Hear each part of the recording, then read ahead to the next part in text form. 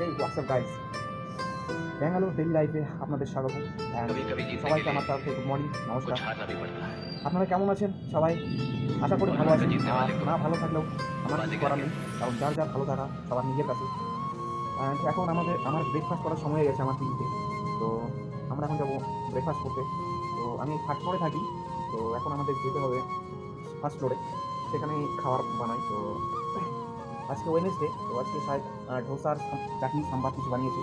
তো চলো দেখা যাক কীটা রেটিং যাচ্ছি নিচে ফার্স্ট ফ্লোরে।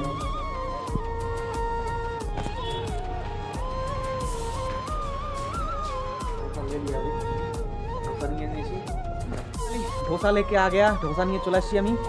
এখন খাই, কেমন টেস্ট দেখা যাক।